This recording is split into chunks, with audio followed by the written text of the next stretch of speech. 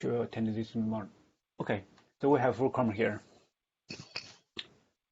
The last week I was working on adapting the up-to-date B-tree implementation to our code, our source tree by removing the dependency on upsell and to adapt it to our needs. For example, to add some adapter to use the compare to operator, which use the three-way comparison to speed up the lookup and the insertion.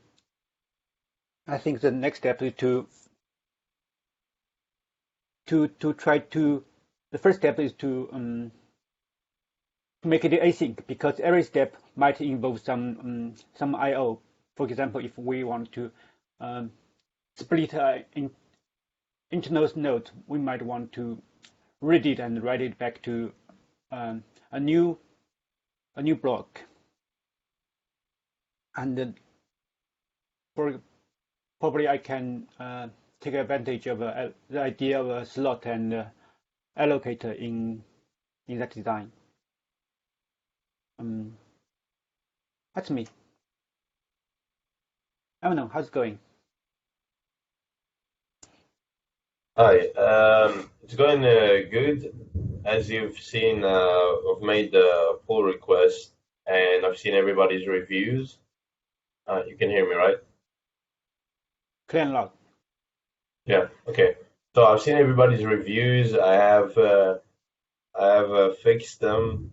Apologies for I've seen your comment about that I should have changed it in the original commits and not make new commits with the fixes. That's my bad. Other than that, I've still continued to progress with CVT as well. Been working close with Radoslav about making it more about generalizing it, basically making kind of like an upper abstract base class with support for metrics that are of interest to us. And that's what I'm working on currently. And yeah, I should be done with the PR like a week. Pretty much it for me. Thanks. Let's know if you want another round of review.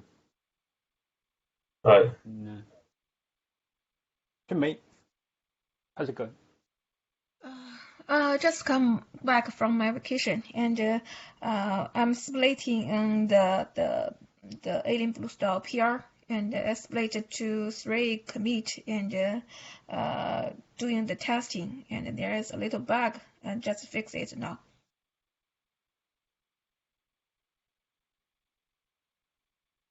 So that's okay. My status.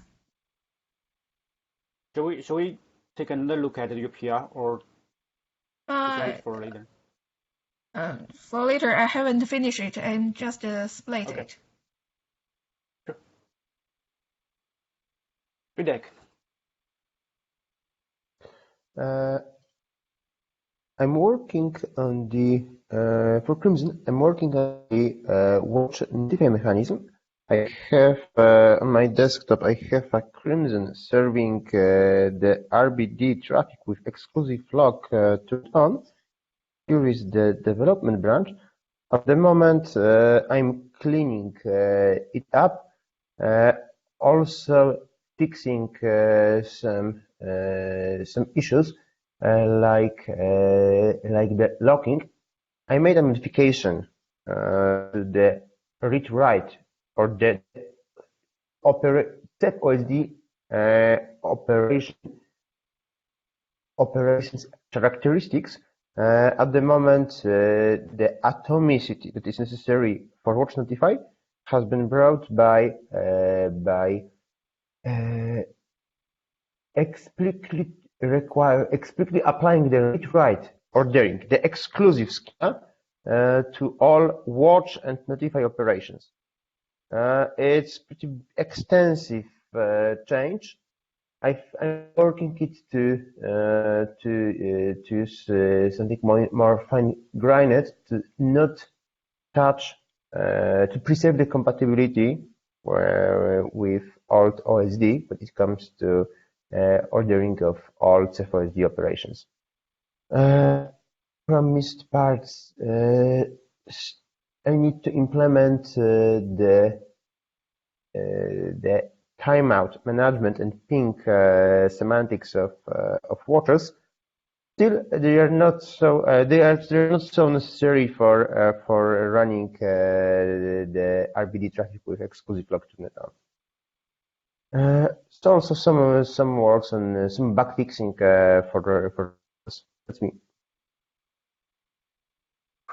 And Ritek, by the way, could you, at your convenience, could you take a also look at my P3 PR? It's a Okay, because putting you look at the method. Thank you. Sure. I thought you reviewed it before the shutdown. And Ronan.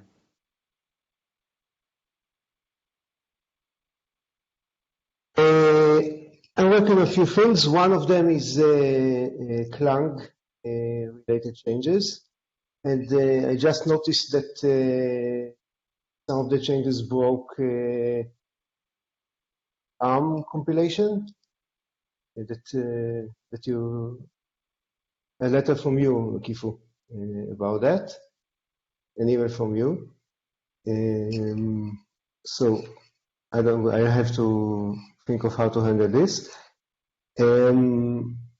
Another issue there are a few more issues left with Clang, and then I think we can add Clang as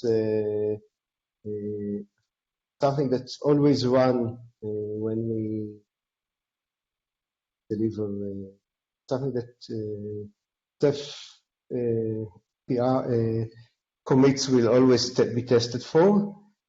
I think it's important to maintain compatibility with Clang for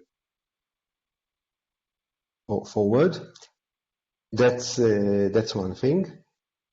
I have still the bug in SeaStor that I'm trying to fix.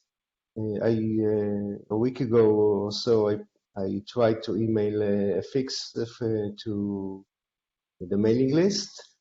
Now the code was changed, and my fix wouldn't fit the new code, and I will redo it now for the updated SeaStor code. It's not a large work. It's a few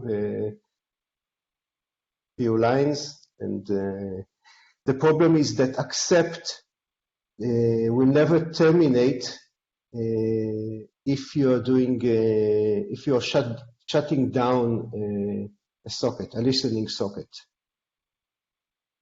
They're handling those. Sorry, yeah. Is it related to the failure of unit test SeaStor socket in the make check? It's not related to any check that I've seen up till now. If you noticed, I made a minor Clang-related fix now to my PR in the sockets, and the C-test ran okay this time. So no, I don't think it's related to that. It might be related to the performance test. Okay. But I'm not sure. Okay. But there is definitely a problem with, there is a missing check in SeaStor. If you're shutting down a listening socket, accept will just hang there forever. Could you send me a link? Is a 3-line fix. You can see, of course, but you can always also see my email in the SeaStor mailing list. Okay. And I hope today to have a fix for the new version of SeaStor, which is not the one that we are using for now. We are a bit late, a bit behind in SeaStor at this point. It's a simple fix, nothing much to it. And please go and read and check my old Unix socket, the domain socket, admin socket PR, and let's get it merged because I want to work on it forward, if it's okay. There is more to do there. Sure, I will do. Yeah, good, thanks. And I think we should maybe talk later on between us about the what we are planning for the start to think about it.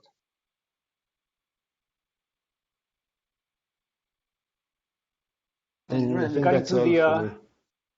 clan build, if you are interested to add a build job, probably you can take a look at the zip-build repo and to add a configuration for clan. Which repo? Sorry. I'm typing it in the chat window. It's a zip-build repo. Basically, it's a bunch of YAML file, and it's used Jenkins job builder to render it into an XML, and send it over to Jenkins master, in which the XML will be interpreted as a description of a new job. I think the first step is to talk to David Galloway to see if we have enough capacity of build slaves to run one job. But I think the bottom line is to make it operational, which could be triggered by a phrase like the retest this please, like this, and we can trigger it on demand. If we had enough computational power to run the test for every PR, we can enable it like what we do with the make check and the ARM64 jobs. But the first thing, we can add a job into the job and test it. Let me know if you need some assistance on it.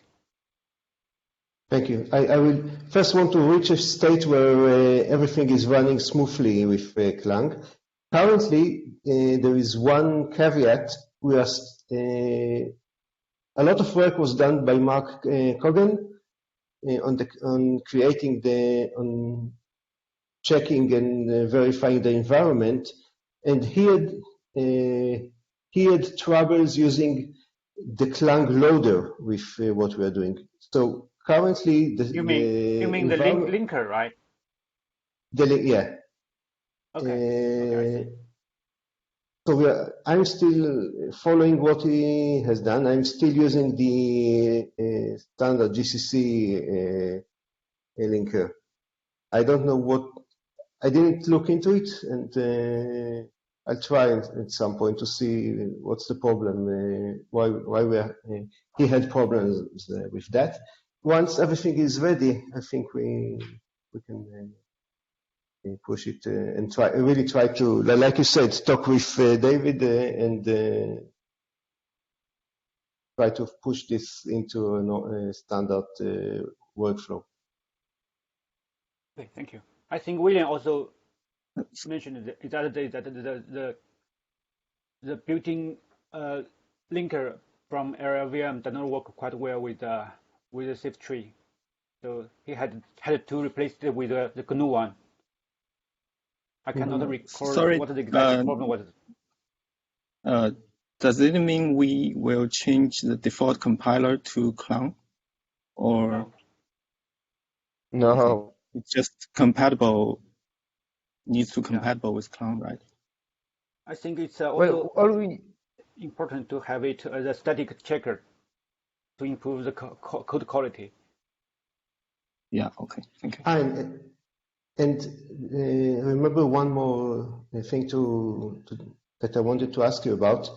If you probably noticed my admin socket delivery PR was I used the Clang format with a specific set of directives that were meant to more or less match the style that we are using. today in Crimson. Now, please take a look, and what I noticed in previous jobs and here is that having a formatter, a Clang format available, is really handy and really saves a lot of time when you're doing refactoring or writing large amounts of code. You fix something and everything just stays correct regarding formatting. So please take a look at what the results and let me know if you think that we can at some point adopt this format and just use it everywhere on Crimson. I'm wondering if we can so convenient. add a hook, like a commit hook to Git, so we can make it automatically whenever you push it to the repo. That will be more handy. I think it's possible because I think other projects there are projects that are doing just that. So it is probably one can do it. So take a look, and if you want to fix, I have no attachment to the specific way of formatting. Just if you want to modify the set of directives, just let me know. It's there in the comment. I don't care, but just let us have something and use it. Thank you, Renan. I'll take a stab on it. And Xuhan, anything you want to share with us? Can you hear me? Yes. Okay. Last week I was trying to form a throughout design about using HLC and R-tree to represent the O-node on-disk structure, and luckily I was able to write it down, and I'm sharing it with you guys in the chat box, and if you can you see the document?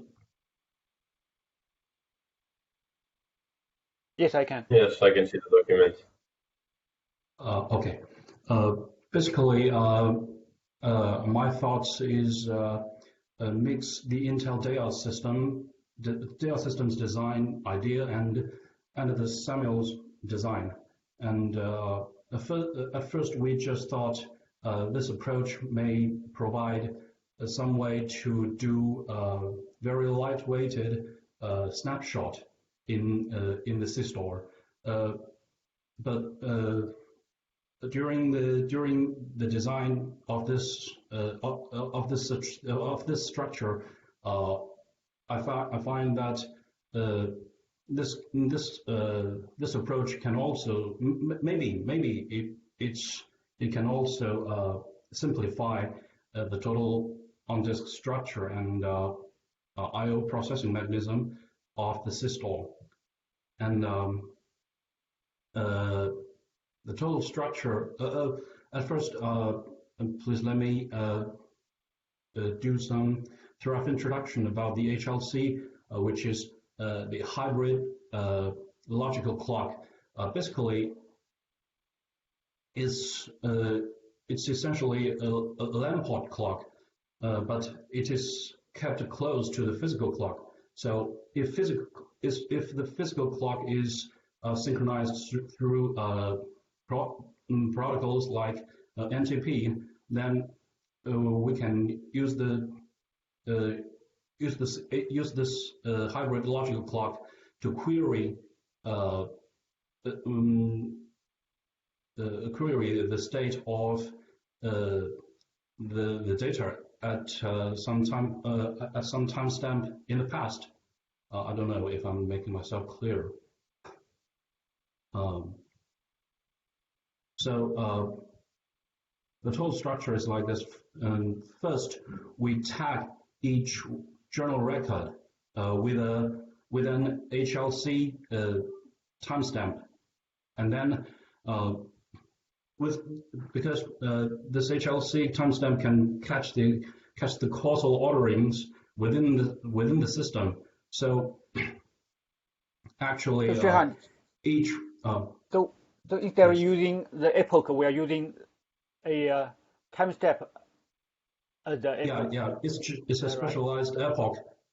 It's an epoch that is kept close to the physical clock. So it can be used to query the storage state in the past. Why the epoch needs to relate to physical clock? Yeah, because if it is not related to physical clock, then for anyone outside the I/O processing path, there's no way for them to query a storage state at some specific time point in the past. If we give them if we give those clients such a way that then each write operation is just a small snapshot. I don't know if I'm making myself clear. So with this approach, the snapshot creation can be very lightweighted. It just need to store the snapshot timestamp, and that's it. Because all the past state is kept in the underlying storage.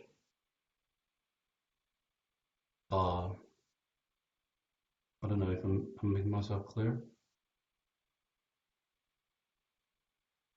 I'm trying to understand if you're replacing functionality that is part of a higher level functionality of Ceph that is usually not handled within the OSD. Yeah. Yes.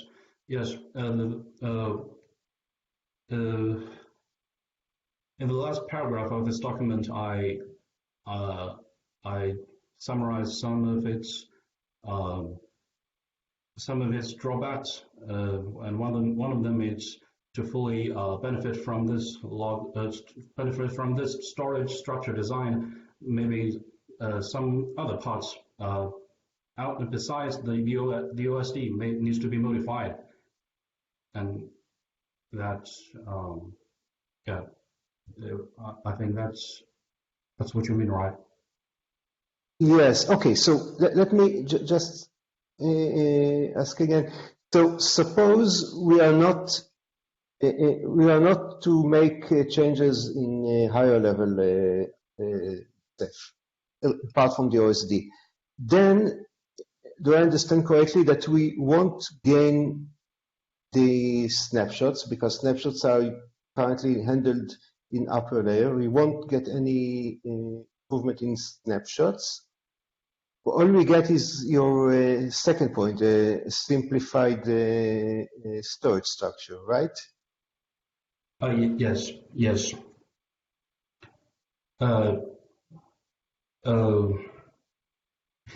The way that this design simplifies the total storage structure is like this. We can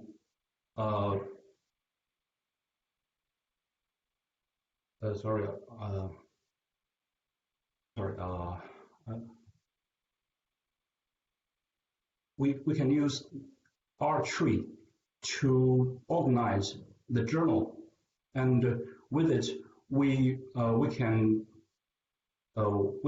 read a large block of data without actually storing those writes together.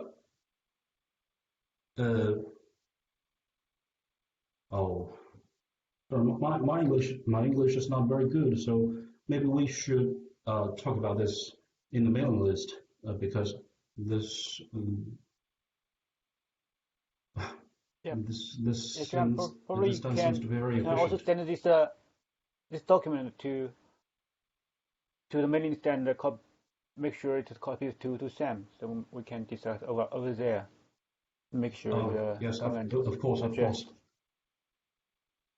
But I think what's the pain point this R-tree-based storage structure tried to address, like the pain of keeping track of epochs.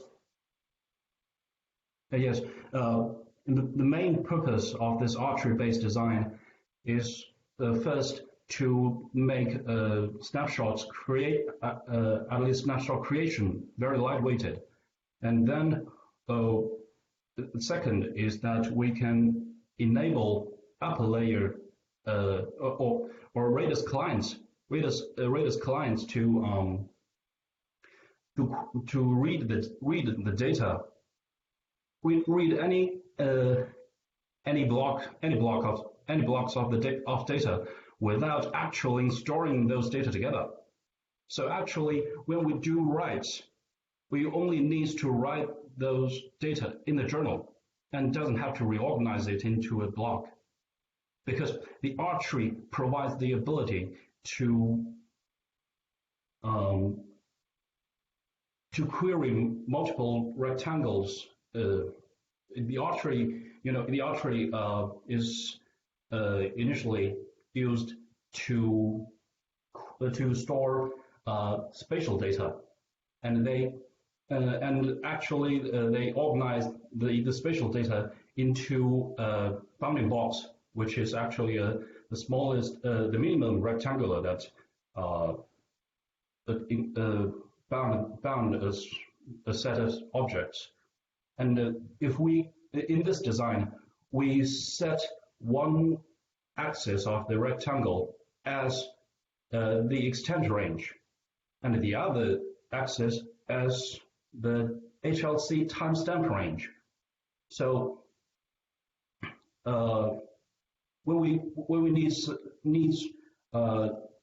to read some extents of data at some time point in the past, then this read operation is actually an R-tree's range search.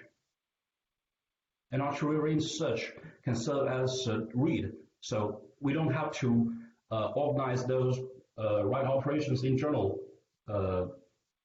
into a continuous block. I don't know if I'm making myself clear. So in the case of existing SeaStor design, it can save a lot of read operation if we want to read a snapshot from an object. Not actually. I think it can save a lot of block data flush overhead, which I think may lead to some write amplification. Because we don't need to rewrite the data in the journal to data blocks, right? So the on-disk structure is a journal, and then the internal nodes of the R-tree or the OMAP tree, which is a B tree. So there is an obvious lifetime difference between between the actual data and the metadata, and we can put it in different segments. And with this approach, we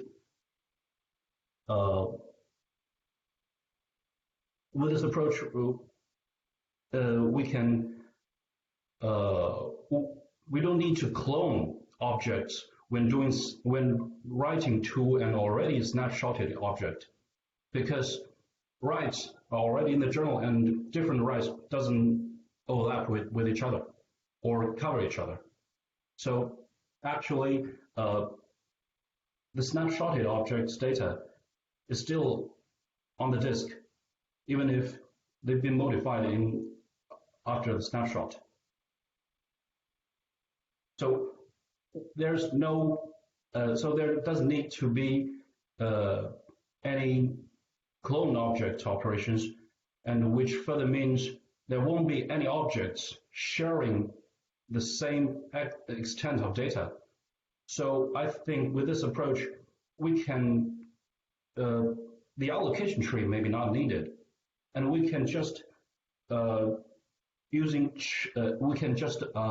check the HLC timestamp to judge whether a journal record is valid or not.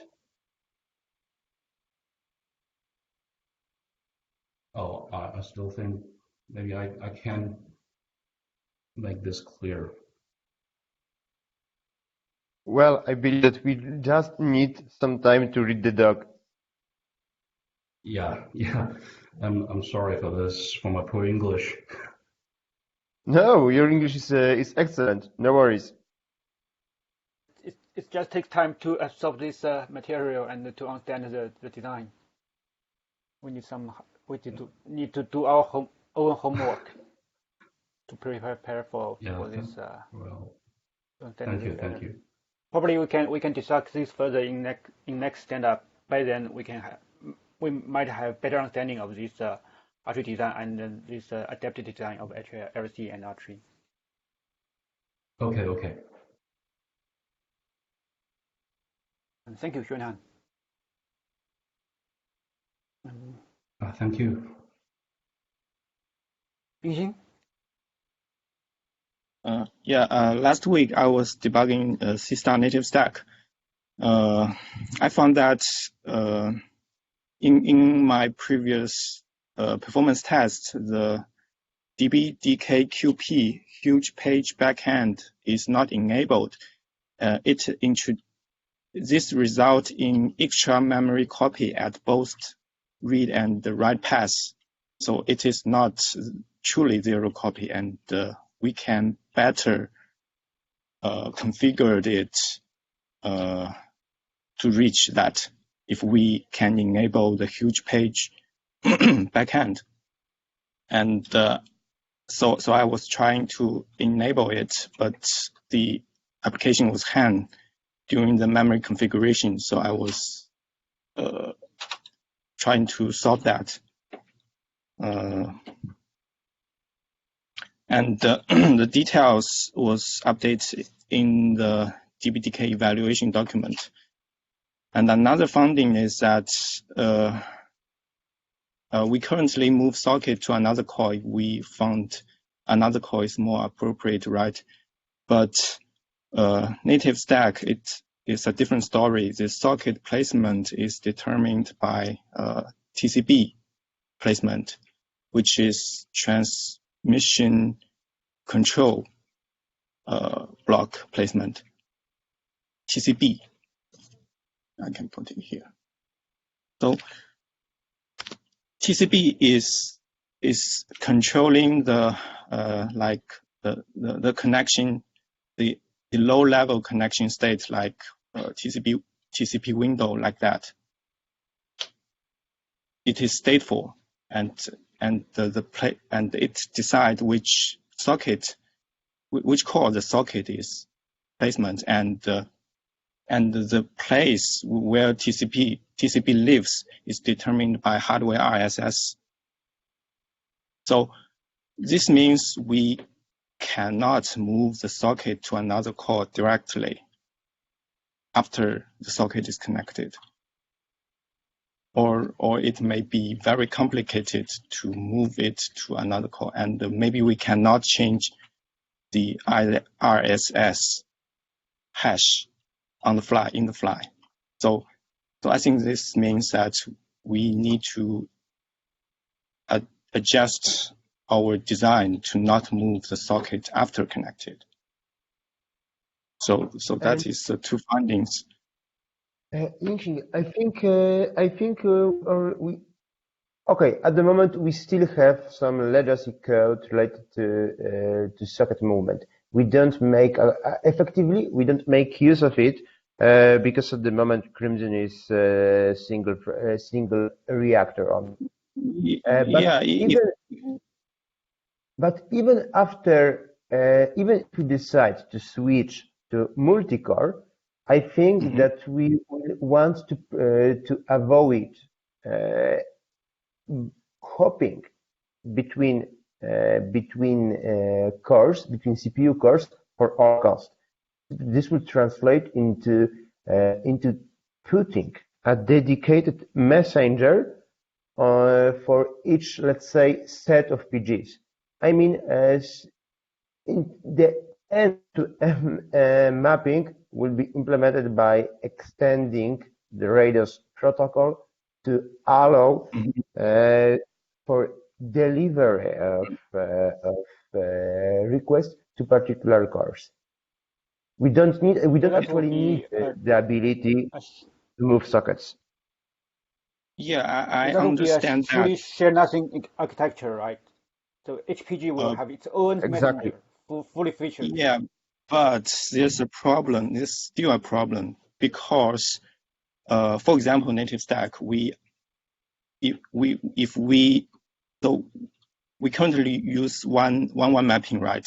But we can still create multiple OSDs into multiple cores, right? So it means that the DBDK is the underlying DBDK implementation is across cores, so that the hardware will distribute the sockets according to hardware RSS, and we need to find a way to place it into the dedicated core of the OSD in a deterministic way. What about SRIOV? Sorry? SRV. Let me write. SRV, I didn't investigate it a lot, but the problem is if we know that in 1.1 mapping, the OSD 0 is on core 0, right? We need to establish a messenger that lives on the core 0, and the connection established with that messenger will be directly established on core 0. This is a current issue we need to address. And I think it is possible. I'm still working. I'm still trying to find out solution at both POSIX stack and native stack. I think POSIX stack will be simpler, and the native stack is more complicated.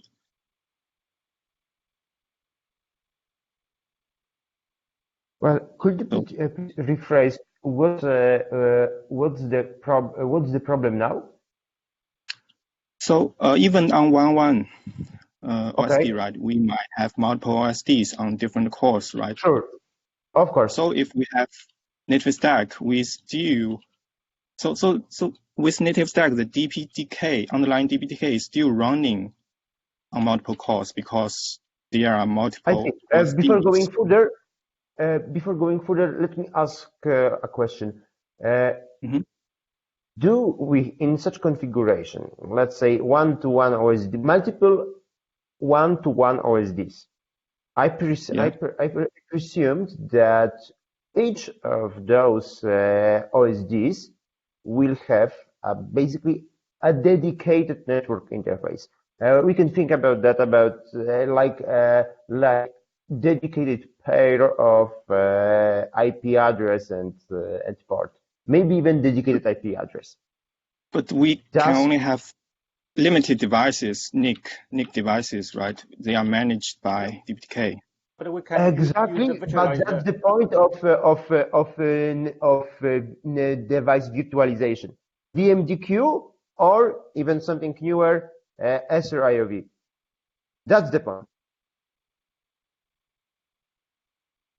Okay, I'm not very familiar with that. So, but I will. When I find a solution, possible solution, if it is simpler, I will present it. So I think there can be some minor changes of current POSIX stack and native stack to support this way. without using sRV because it is a virtualization, right? But we need to Well, share the it was physical device targeting to virtualization. different OSDs. It was the technologies like SRIOV and VMDQ No, DPDK, were actually. Sorry, please. my understanding is that DPDK only process packets, different kind of packets, the 5 tuples from IP to IP, from MAC to MAC. It is very low level processing, and the interface we are using now in kernel is higher level concept because each interface has only one IP, but DPDK is processing the packet of the 5 tuple, so it is ignorant of that knowledge. It is my current understanding. Maybe I'm wrong about that. So we only tell where the source IP and the port and the target, the DPDK level implementation only understand the from port and the destination. It doesn't care about different interfaces. The different interfaces just is a representation of different IPs and ports. I see. Isn't it that the SRIOV actually does segmentation, segments your physical network interface into a set of, let's say, into a set of multiple virtualized network interfaces you can deploy as many instances of DPDK you need onto? Yeah, I think for virtualization, it can help to split a device to multiple devices, and we can at DPDK level we have multiple devices. Exactly, that will be the point. Yeah, this is one way. Another way is we still share the same device, but it might be a bit quirky, I believe. If we want to, well, yeah. What I'm afraid is that we can lose the shared nothing design. Mm-hmm. The less the less coupling between CPU, the less data sharing between multiple cores, the better for us, the better for performance. That's the rule of thumb I'm trying to follow. Mm-hmm. I think share nothing is not related to this one, because if our RSS is correctly configured, we can bind a port to a specific core. So if a remote messenger connect to this port, it will always establish the connected socket on a specific core. Okay, but it means that the data, the packets are not moved by using CPU, right? And the data is provisioned locally on that core. Because it is the data migration. Yeah, so no, without the data migration, right? Yes, I think so. Okay.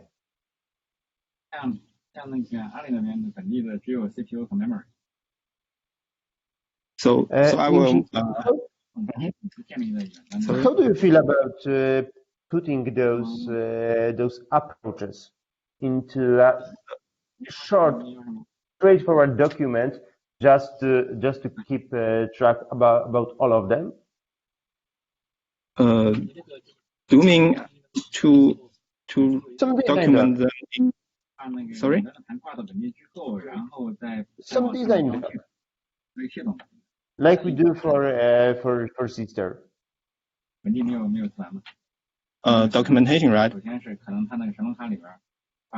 Yep. Do you mean put some documentation about that in SeaStor doc? No. I think about just a Google document that would catch the approaches we're talking here. Okay, sure. I will create another GDoc for this one. Thanks. Cool. Okay, so the second thing is ASEAN issue reported by Kefu.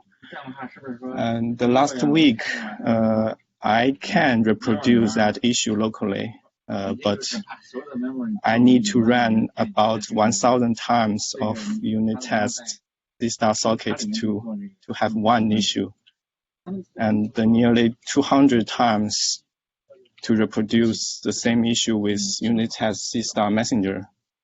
So from the ASEAN log, it seems that SeaStor is pulling a deleted FD. So it is a very low level bug. I need to debug into it and find out why. I'm still not sure what's happening. Which version of SeaStor itself are you testing? The one that we are using in Ceph or the newest one? I update to the latest Ceph master just yesterday. Ceph master, but regarding SeaStor, is it ScyllaDB latest or Ceph master latest? I didn't check that, but it is just the latest SeaStor in Ceph. Yeah, I believe that will be the one that do underscore cmake.sh does for you. So it will be our clone. It will be our snapshot of SeaStor. Yeah. The reason I'm asking is because I think SeaStor guys had a few changes in the low-level handling of file descriptors. I was trying to follow the same issue on when I ran SeaStor on SN tests, not ours, but SeaStor tests on my laptop, and I have consistent failures of their test on with the version that we are using. Maybe it will help you solve the issue. Did you try to run all their tests, compile them, and run them with ASN? I think I'm currently want to root cause why it happens, and then if the code is updated, it's just minor change, right? And I can look at the fix and confirm whether it is fixed in the new code. We need to confirm that because it's happened very like one time in 1,000 times. It's very hard to find and identify. What I'm suggesting is that it might be easier for you not to use our test, which, like you said, only fault every hundreds of times, but to use SeaStor own tests, which I see them crashing every time. Yeah, because we have version. Our own ways to use SOC import-output stream interface, and I wrote a test to simply test the SeaStor interface in our own way. That is the unit test SeaStor socket. It is a very simple way to use input and output stream in our current implementation. So I prefer to use our own test. I think probably I think what Honan suggests is that if we can reproduce the same failure with SeaStor's own test, probably we can be more effective when producing it. If it can be reproduced like 1 out of 5 times, that's a big win. So if we cannot, we can just use our own test for reproducing it. Okay. I'm more familiar with current test, and I cannot reproduce it. So so I can dig into the roots now. So the reproduction is not a problem now, I think. And that's all. Any questions?